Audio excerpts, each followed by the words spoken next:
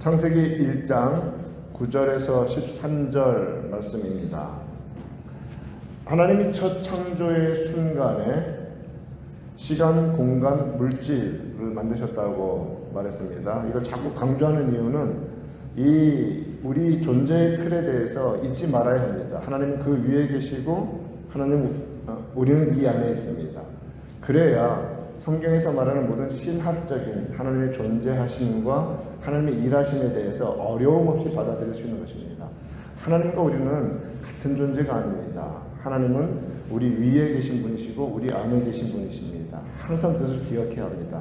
인간의 이 제한된 영역을 알아야 겸손하게 하나님이 어떤 분이신지를 배워갈 수 있습니다.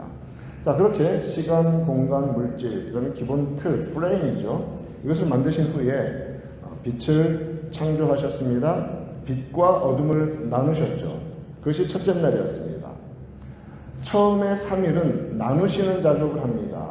거기서 질서가 온다고 제가 말씀드렸죠. 바로 이 솔팅을 잘 해야 질서가 있습니다. 아무리 거대한 그것이 슈퍼마켓이든지 기업이든지 엄청나게 큰 공간을 가지고 있어서 자랑할 것은 아닙니다. 그것이 매스업되어 있다면 그것처럼 머리 아픈 게 없습니다. 처음부터 차근차근 질서를 잡아가는 것이 중요한데 그것은 잘 캐테고리, 범주대로 나누는 것이 중요합니다. 그래서 빛과 어둠을 나누셨죠. 그 다음에 둘째 날은 윗물과 아랫물을 나누셨습니다. 9절부터 셋째 날이 시작이 됩니다. 천하의 물이 한 곳으로 모이고 묻이 드러나라. 묻이라는 말을 요즘 세대 젊은 사람들은 참 이해하기 어려운 표현이고요. 묻과 물. 그런데 우리는 이제 알 수 있죠. 묻이, 즉 육지라는 의미가 될 수 있는데 한국에는 한국어, 우리 코리안 버전은 천하라고 되어 있죠. 한자를 직역했지만 우리가 일반적으로 쓰는 또 우리 말이기도 합니다. 천하의 물이. 자, 천하라고 하면 하늘천 아래하, 하늘 아래에 있는 물이란 뜻이죠. 그런데 우리는 일반적으로 천하라고 하면 무엇을 가리킵니까? everything, 모든 것이라는 의미를 우리는 가지고 있죠. 자, 그렇기 때문에 언어가 중요한 것인데 특히 이런 창세기 들어갈 때 우리가 가지고 있는 일반적인 언어의 관념을 가지고 자꾸 이해하면 이제 혼돈에 빠집니다. 그래서 정확하게 여기서 천하라는 것은 온 세상 전체, 지금 우리가 알고 있는 이런 우주 만물 다 포함한 천하가 아니라 under the heavens, 말 그대로 하늘 아래입니다. 하늘 아래. 하늘 아래에 있는 물이라고 분명히 정해주시죠. 이것을 이해하려면 8절을 한번 보시겠습니까? 하나님이 궁창을 하늘이라 부르시니라 이렇게 되어 있죠. 궁창이란 무엇입니까? 윗물과 아랫물을 나누시고 그 사이에 있는 공간을 궁창이라고 부르셨죠. 지금 우리가 대기권이라고 이해하는 이것을 지금 9절에서는 천하, 즉 하늘이라는 표현을 바로 거기 한정해서 말하고 있는 것입니다. 그 너머에 있는, 그래서 제가 첫째 하늘, 둘째 하늘, 하나님의 영역이 셋째 하늘을 표현했는데 우리가 일반적으로 쉽게 이해할 수 있는 이 첫째 하늘, 이런 대기권의 공간에 아래에 있는 물. 무슨 말이에요? 지구를 감싸고 있는, 지구랑 뒤섞여 있는 그 물을 가리키는 겁니다. 지금 이 구절에서 말하는 것은 자, 그래서 궁창 아래, 대기권 아래, 이 지구라는 덩어리 안에 있는 이 작업을 이제 하십니다. 이제 실제적인 작업이 들어가시는데 궁창 아래에 있는 물을 한 곳으로 모으십니다. 그 말은 무엇이냐면 물이 흙하고 막 뒤죽박죽이 되어가지고 막 진흙탕처럼 이렇게 있는 상태에서 물을 쫙 모으시니까 어떤 효과가 일어납니까? 물이 없는 곳에 그것이 마르기 시작하는 것이죠. 그것을 묻이라는 표현을 씁니다. 이 순수한 한국어인데 그것은 dryland, 마른 땅이라는 의미죠. 물을 모으니 마른 땅이 드러납니다. 마른 땅이 되고 싶으면 물기를 제거해야죠. 마찬가지 원리입니다. 하나님께서 물을 쫙 모으시니까 육지가 드러납니다. 마른 땅, dryland라고 이렇게 영어로 번역되었지만 원어의 정확한 의미는 그냥 영어로 표현하는 the dry입니다. 마른 부분이라는 뜻입니다. 마른 것이 드러나라. 그래서 마른 것이 딱 드러나니까 그것을 뭐라고 부르시냐면 육지라고 부르시는 겁니다. 마른 땅이라고 명명하시는 것입니다. 이처럼 지구의 처음 모습이 드러나는 순서가 명확하게 지금 첫째 날, 둘째 날, 셋째 날에 나타나고 있죠. 제가 그래서 창세기 1장의 바탕에서 온 우주 만물의 창조의 중심은 어디라고 했죠? 지구입니다. 하나님이 이 땅을 만드셨어요. 좀 정확하게 지금 그 이야기를 해주고 계시거든요. 이처럼 지구의 처음 모습이 드러납니다. 큰 틀이 만들어졌고 시간과 공간 그리고 빛과 어둠이 가려지고 지구인데 지금 우리가 살아가는 지금 형태의 이 지구는 노아 홍수 이후의 모양이죠. 그래서 뭐 굳이 표현하자면 원시 지구라고 할까요? 그 전에 우리가 잘 알지 못하는 그러한 에덴 동산에서부터 노아 때까지의 그 모양의 이 묻이 드러나는 겁니다. 그 작업이 되어진 거거든요. 드러나면서 바다와 육지가 갈라집니다. 그래서 물이 모인 것을 하나님은 셋째 날부터 바다라고 부르셨습니다. 그리고 지금 우리가 밟고 살아가는 이 땅을 육지, the earth라고 그렇게 명명하셨습니다. 땅입니다. 이처럼 창조는 너무나 명확하게 지금 우리가 살아가고 있는 땅이 어떻게 만들어졌는지에 대해서 단계적으로 하나하나 풀어서 알려주고 계신 것입니다. 이제 셋째 날은 바다와 육지를 나누셨죠. 그리고 셋째 날은 첫째 날, 둘째 날은 첫째 날은 이제 만드시고 빛과 어둠을 나누시고 둘째 날은 순수하게 나누는 작업만 하셨는데 셋째 날은 나누는 작업 외에 무엇을 하시냐면 드러난 이 마른 땅을 채우는 작업도 시작을 하십니다. 그래서 이제 셋째 날 후반부부터는 채우시는 하나님을 우리가 경험하게 됩니다. 채우시는 하나님. 빈 상태로 내버려 두지 아니하시고 채워 가신다는 말입니다.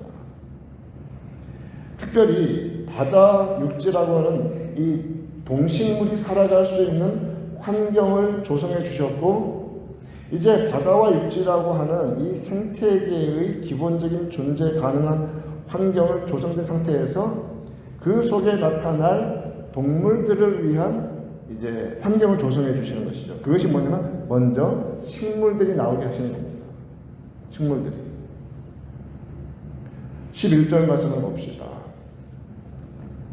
하나님이 이르시되 땅은 풀과 씨 맺는 채소와 각기 종류대로 씨 가진 열매를 맺는 나무를 내라 하시니 그대로 되었다. 자, 여기서 보시면 풀과 씨가 있는 씨 맺는 채소, 풀, 채소, 그 다음에 나무 이렇게 크게 세 가지로 분류되어 있죠. 식물계를 지금 이 땅을 덮고 있는 이 식물의 생태계를 세 개로만 쫙 나눈다면 이 세 가지지 않습니까? 풀, 그 잡초든 좋은 풀이든 독초든 뭐 약초든 풀, 그 다음에 채소, 그리고 나무. 이것을 셋째 날 하나님께서 만드셨다는 말입니다. 그러면서 우리가 알다시피 여기서 성경은 뭐라고 말씀하시냐면 땅은 그것을 내라라고 했어요. 땅에서부터 나오게 하십니다. 땅은 그러한 힘을 갖도록 하나님께서 이미 허락해 주신 것입니다. 자, 여기서 여러분 눈여겨보아야 할 것이 있습니다. 풀은 그냥 풀이라고 되어 있고 채소와 나무, 특별히 이제 과실수에 대해서 이제 언급을 하시는데 무엇을 언급하냐면 씨 맺는 이라는 표현을 쓰고 있습니다. 씨 맺는 채소, 씨 맺는 채소를 내라. 그래서 그 씨를 통해서 씨를 심으면 인위적으로 경작이 가능하도록 하신다는 것입니다. 여러분 잡초 그 뜰에다가 씨 뿌리셨습니까? 아니잖아요. 얘들은 씨를 뿌리지도 않아. 막 언제 나타나는지 막 어마어마하게 나타나잖아요. 근데 채소는 가만히 두면 알아서 큽니까? 씨를 뿌려야 되잖아요. 즉 하나님은 처음 창조 때부터 채소를 경작하여 계속해서 기를 수 있는 이 작업을 먼저 하신 것입니다. 씨 가진 채소를 내라. 그리고 특별히 이제 그 전체 나무를 보다는 나무에서도 열매 맺는 나무를 강조해서 말씀을 하십니다. 열매 맺는 나무를. 그 다음에 12절 가서 보면 땅이 풀과 각기 종류대로 씨 맺는 채소와 각기 종류대로 씨 가진 열매 맺는 나무를 내니라고 되어 있죠. 하나님이 명령하시니 땅은 내었습니다. 명령하시면 하게 되어 있습니다. 하나님이 명령하시면 무엇이든 됩니다. 자, 그런데 여러분, 창조에 대해서 창세기 1장에서 말씀하실 때 정말 잊지 말아야 할 단어, 사실은 뭐 1절부터 한 단어도 놓쳐서는 안 되는데, 특별히 세상의 허탄한 사상과 싸우기 위해서 반드시 붙잡아야 하는 단어가 종류대로라는 단어입니다. According to its kind. 그 종류에 따라서. 언제부터요? 창조 때부터. 종류대로 풀로 만드셨고, 종류대로 채소로 만드셨고, 종류대로 나무로 만드셨어요. 처음 만들어질 때부터. 자, 그래서 시간이 지나면 이러한 종류대로라는 표현은 왜 중요하냐면, 식물계에 대해서는 별로 말하지 않는데 동물계를 이야기할 때는 반드시 이 종류대로라는 단어를 잊지 말아야 합니다. 그래서 뒤에 이제 다섯째 날에 이 땅에 있는 고기들 그리고 짐승들을 이제 다섯째, 여섯째 날 이렇게 만들어 가시면서 가장 강조하는 단어 중에 하나가 뭐냐면 종류대로입니다. 이거 왜 중요할까요? 이 세상에서 가지고 있는 허탄한 사상의 중심에 뭐가 있냐면, 제가 쉽게 이해하도록 그냥 그 코테이션 마크 달고 옛날 노래 구절만 말씀드리면 부르진 않겠습니다만, 쨍하고 해뜰 날 돌아온단다. 여러분, 옵니까? 가면 갈수록 인생이라는 것은 해결해야 될 일이 훨씬 더 많아지거든요. 사람들 마음속에 뭐가 있냐면, 시간 지나면 더 좋아진다는 그런 기대감이 있습니다. 그래서 이 기대감이 무엇으로 가냐면, 그냥 잡초가 시간 지나면 채소가 될 거야. 이놈이 가만 놔두면 나무처럼 클 것 같아. 그게 동물계로 가면 아메바가 시간 지나면 뭐가 되고 물고기가 되고, 물고기가 점점 이제 막 등이 간지러워지면서 나오고, 그 다음에 동물이 되고, 이런 진화 사상으로 가는 겁니다. 시간 지나면 좋아지겠죠. 여러분, 좋아집니까? 정확히 하십시오. 죄로 말미암아 세상은 점점점 망해가고 있습니다. 풀어져 가고 있습니다. 약해져 가고 있습니다. 인생도 그렇지 않습니까? 시간 지나면 막 계속해서 막 그로잉 합니까? 20대, 30대 어느 시간이 지나면 그때부터는 연약해지지 않습니까? 그것도 저절로 됩니까? 반드시 뭐라도 먹어야 되지 않습니까? 결코 시간이 지난다고 해서 창조된 것이 계속 좋아지진 않습니다. 계속 좋아진다는 끝자락에 뭐가 있냐면, 네가 하나님처럼 되리라. 이게 들어있는 거예요. 인간이 돌을 닦고 명상하고 뭐하면 우주가 되고 신이 되고, 이게 다 세상의 허탄한 사상에 기본에 깔려 있고, 그것을 과학이라는 이름을 껍데기를 씌워서 만들어낸 게 진화론이라는 말입니다. 그래서 성경은 1장부터 종류대로 그 자리에서 하나님의 만들어주심에 순종해서 처음부터 끝까지 가는 겁니다. 꼭 기억해야 합니다. 꼭 기억해야 합니다. 하나님이 땅과 바다를 나누셨습니다. 그리고 바다를 나누신 다음에, 땅을 나누신 다음에 땅을 빈 채로 내버려 두지 않으셨다는 것을 기억해야 합니다. 땅을 분류해 내시자마자 그곳에 풀과 채소와 열매 맺는 나무를 만드십니다. 자, 그런데 이것이 무엇이냐면, 식물계 창조라고 말하면 그냥 기본만 아는 것이고, 좀 더 정확히 하나님께서 만드실 동물계를 위한 음식 마련, 이렇게 말하면 정확합니다. 창세기 1장 29절 한번 가서 봅시다. 29절 30절.